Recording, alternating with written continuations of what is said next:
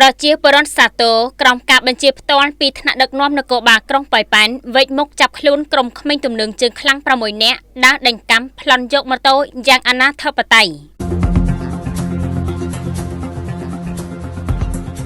ខណ្ឌបន្ទាយមានជ័យក្រុមក្មេងទំនើងនិងជនសង្ស័យដែលតែងតែធ្វើសកម្មភាពយ៉ាងអនាធិបតេយ្យដេញកាប់ប្លន់យកម៉ូតូនិងលួចទ្រព្យសម្បត្តិរបស់ប្រជាពលរដ្ឋយ៉ាងសាហាវឃោឃៅនៅក្នុងភូមិសាស្ត្រក្រុងប៉ោយប៉ែនពេលនេះត្រូវអស់លក្ខហើយក្រោមយុទ្ធនាការកណ្ដាប់ដៃដែងដោយភ្លៀងរលឹមរបស់កងកម្លាំងនគរបាលយុត្តិធម៌ជនសង្ស័យចំនួន6នាក់ត្រូវបានកម្លាំងសមត្ថកិច្ចវាយខ្នោះបានជាបន្តបន្ទាប់ជាប់ពាក់ព័ន្ធនឹងករណីសកម្មភាពល្មើសច្បាប់ជាង20ករណីកន្លងមកប្រតិបត្តិការដ៏ក្តៅគគុកនិងទទួលបានលទ្ធផលគួរជាទីមោទនៈនេះគឺស្ថិតនៅក្រោមការណែនាំនិងចង្អុលបង្ហាញយ៉ាងម៉ឺងម៉ាន់ពីលោកឧត្តមសេនីយ៍ត្រីសឿមសារិនស្នងការនគរបាលខេត្តបន្ទាយមានជ័យដោយមានការដឹកនាំកម្លាំងបញ្ជាផ្ទាល់ពីលោកវរសេនីយ៍តូព្រំពិសិនអធិការនគរបាលក្រុងប៉ោយប៉ែនរួមជាមួយលោកវរសេនីយ៍តូរ៉ាន់សុភ័ក្រអធិការរងទទួលផែនការងារយុត្តិធម៌កម្លាំងជំនាញបានធ្វើការស្រាវជ្រាវយ៉ាងយកចិត្តទុកដាក់និងបង្ក្រាបបានបន្តបន្ទាប់មិនទុកឲ្យក្រុមជនខិលខូចបង្កភាពភ័យខ្លាច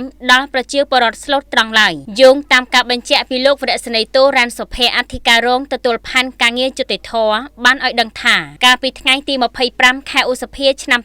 2026វេលាម៉ោង 3:00 នាទីទៀបភ្លឺមានករណីអំពើហិង្សានិងប្លន់មួយបានកាត់ឡើងដោយក្រុមក្មេងទំនើងបានដេញកាំនិងប្លន់យកម៉ូតូពីជនរងគ្រោះឈ្មោះរ៉េតភិរមភេទប្រុសនៅចំណុចផ្លូវបំបែងផ្សារព្រៃព្រិញស្ថិតនៅក្នុងភូមិព្រៃព្រិចសង្កាត់អូជ្រៅក្រុងប៉ោយប៉ែនសកម្មភាពដេញកាប់យ៉ាងប្រហើននិងអមនុស្សធម៌នេះក៏ត្រូវបានថតជាប់នៅក្នុងឃ្លីបវីដេអូផងដែរដែលបង្កឲ្យមានការភ្ញាក់ផ្អើលនិងព្រួយបារម្ភយ៉ាងខ្លាំងពីមហាជនក្រោយទទួលបានពាក្យបណ្ដឹងពីជនរងគ្រោះភ្លាមដោយមិនបង្អង់យូរក្រោមបទបញ្ជាដ៏ម៉ឺងម៉ាន់របស់លោកអធិការព្រំពិសិនកម្លាំងនគរបាលយុត្តិធម៌នៃអធិការដ្ឋាននគរបាលក្រុងប៉ោយប៉ែនបានបើកការស៊ើបអង្កេតយ៉ាងក្តៅគគុំផ្អែកលើវិធានការជំនាញរហូតកំណត់មុខសញ្ញាប័ណ្ណយ៉ាងច្បាស់លាស់លោកឈានចូលដល់ថ្ងៃទី28ខែឧសភាឆ្នាំ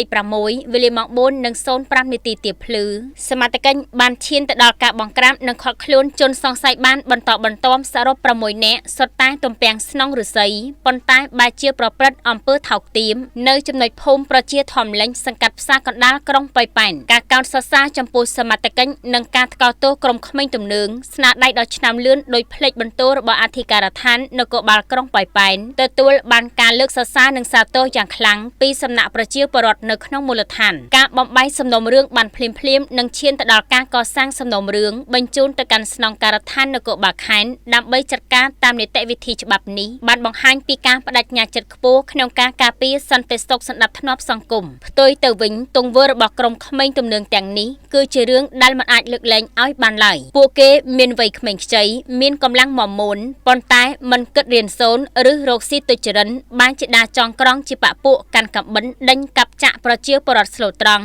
ដើម្បីប្លន់យកទ្រព្យសម្បត្តិបំផ្លាញអនាគតខ្លួនឯងនិងបង្កអសន្តិសុខដល់សង្គមជាតិបច្ចុប្បន្នជនសង្ស័យទាំង6នាក់ត្រូវបានឃាត់ខ្លួនបណ្ដោះអាសន្ននៅអធិការដ្ឋាននគរបាលក្រុងប៉ោយប៉ែនដើម្បីធ្វើការសាកសួរនិងបន្តនីតិវិធីច្បាប់យ៉ាងតឹងរ៉ឹងបំផុតមិនឲ្យរួចខ្លួនឡើយដើម្បីជាការព្រមានដល់ក្រុមក្មេងទំនើងដទៃទៀតដែលមានគំនិតចង់បង្កបញ្ហានៅក្នុងសង្គម